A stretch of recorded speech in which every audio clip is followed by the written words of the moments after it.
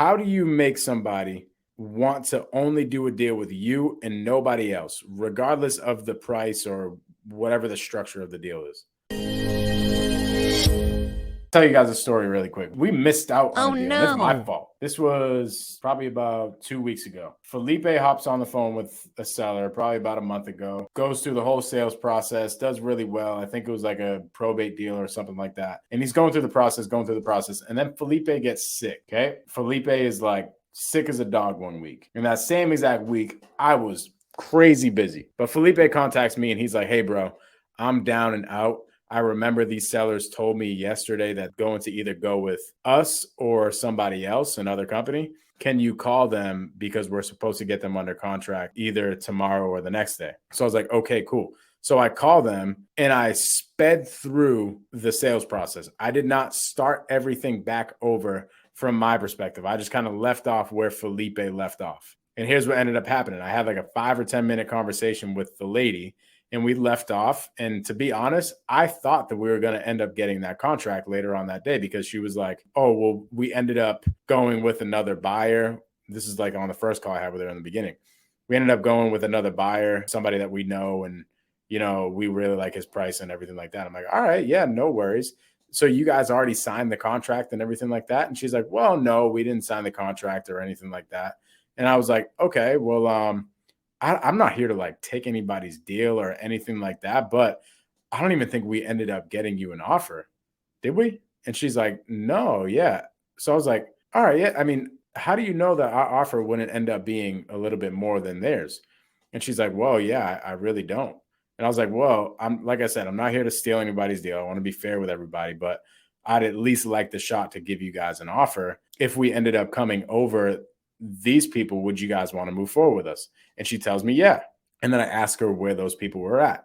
And she said something like 150. So I was like, well, what else do you got to do in order to make a decision? She's like, well, I have to run everything by my husband. He's going to be home in probably about 3 hours. So call me back then. And I was like, okay, cool. Well, here's what I'm going to do. I'm going to go try to get our offer number approved. I'm going to try my best to come over 150, but I'll pretty much be at where we were at no matter what.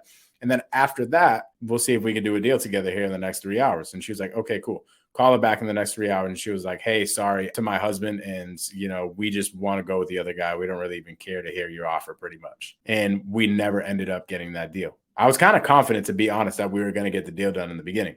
What I came to realize, I started thinking about it after we hung up the phone. I came to realize that we did a very poor job of making sure that we are the only ones that they want to do a deal with. Let somebody answer this.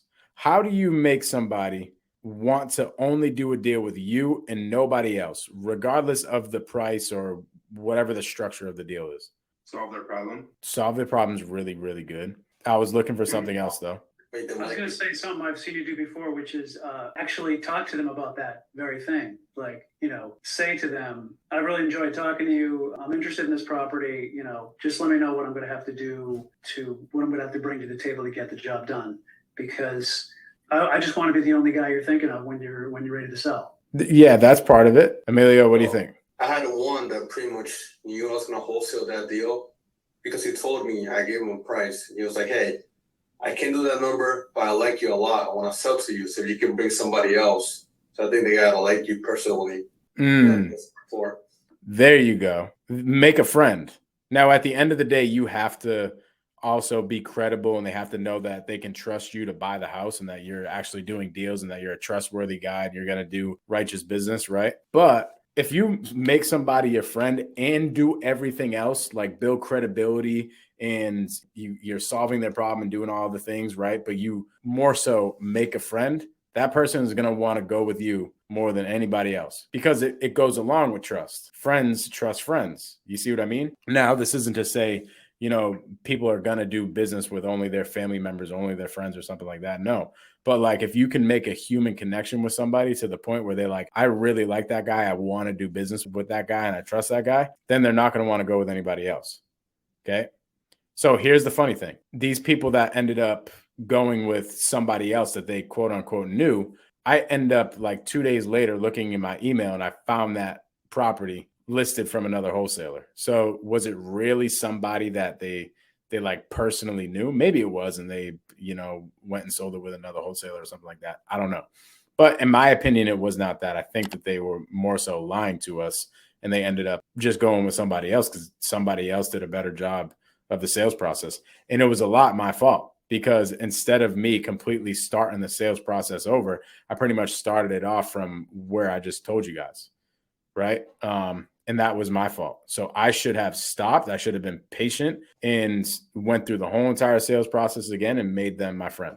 And if I did that, then I would have had a much better shot of getting the deal. So Brendan, I say this to say, for this particular call that we're going over right now, if we already put in our brains that somebody else did the work, like our lead manager or something like that, and we listen to that call and we're like, all right, I already have an understanding of who this person is and all the things, right? And we kind of like skip everything, and all of a sudden we go right to like, hey, so, just to tell you a little bit about us, we're cash buyers and all the things and stuff like that. And we skip what we're supposed to do, and we skip starting off completely fresh, then we miss out on the opportunity to bond and all the things that we need in the beginning of the call, right? So it's important that no matter what, and I personally never listen to somebody else's call.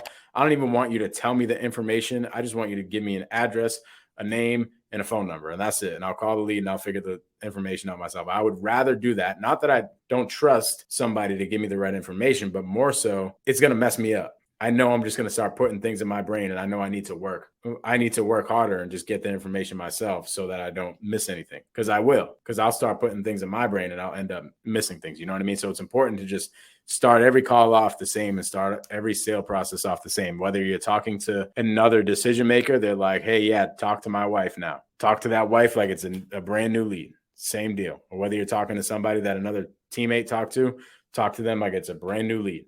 Hey, Brendan gave me your information, said that you were interested in selling.